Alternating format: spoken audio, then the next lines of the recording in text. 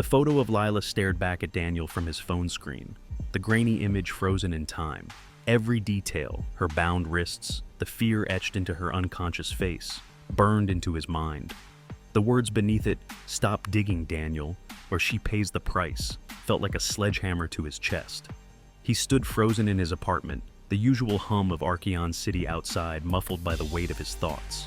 Daniel's journalistic instincts warred with his emotions. He had spent years exposing corruption, following trails no one else dared to tread. Now, the stakes were higher than ever. This time it was personal. Lila wasn't just another name in an article. She was his sister. His mind raced as he pieced together a plan. Daniel's first instinct was to handle this the way he always did. Dig through the facts, find the leads, and uncover the truth. He picked up Lila's spare phone, a clone he had secretly created months ago when his overprotective instincts got the better of him. He paced his apartment, scanning through Lila's messages and call logs on the cloned phone, anything that might provide a clue. The memory of their fight over this invasion of privacy resurfaced. Lila had discovered the clone and confronted him, furious. He had justified it as a way to keep her safe, though deep down he knew it was wrong.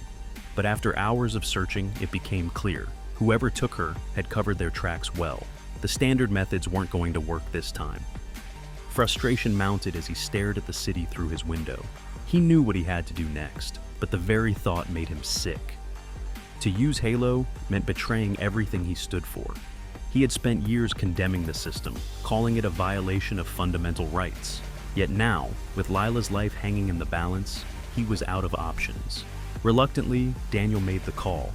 Within the hour, he found himself sitting across from Detective Marie Lynton in the sterile confines of Archeon's central precinct.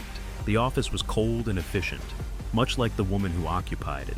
Marie's sharp eyes scanned him as he explained the situation.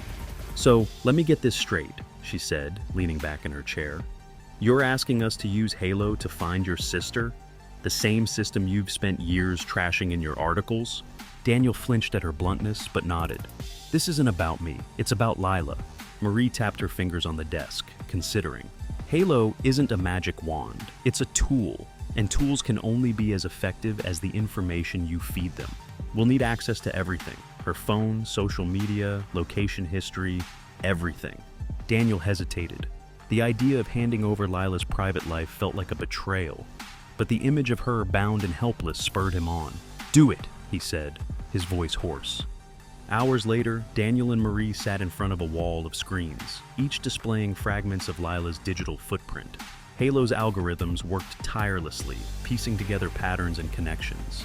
It felt invasive, watching her life dissected in real time, but Daniel couldn't look away.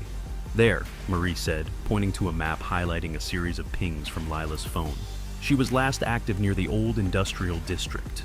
Daniel frowned. What would she be doing there? Marie didn't answer, already pulling up surveillance feeds from the area. The grainy footage showed a figure resembling Lila entering a warehouse 2 nights ago. Moments later, the feed cut off. "That's it," Marie said. "That's our lead." As they prepared to investigate, Daniel felt the weight of his choices pressing down on him.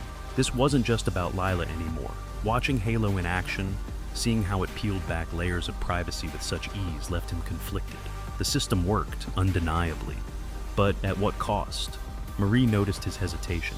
"You're having second thoughts," she said. It wasn't a question. "No," Daniel lied. "Let's go." The warehouse loomed ahead, a hulking shadow against the city skyline. As Daniel and Marie approached, the hum of drones overhead grew louder. The area was eerily quiet, every sound amplified in the stillness. Marie motioned for Daniel to stay back as she approached the door. Before she could open it, a metallic clang echoed through the air. The warehouse floodlights snapped on, bathing the area in harsh white light. A distorted voice boomed from hidden speakers. "You shouldn't have come here, Mr. Voss." Daniel's blood ran cold as figures emerged from the shadows, their faces obscured by masks. One of them held up a device displaying another image of Lila, her expression pleading. "Leave now," the voice said, "or she'll suffer the consequences." The screen went dark, leaving Daniel and Marie standing in silence. For Daniel, the line between right and wrong blurred even further, and the question burned brighter than ever. How far was he willing to go to save his sister?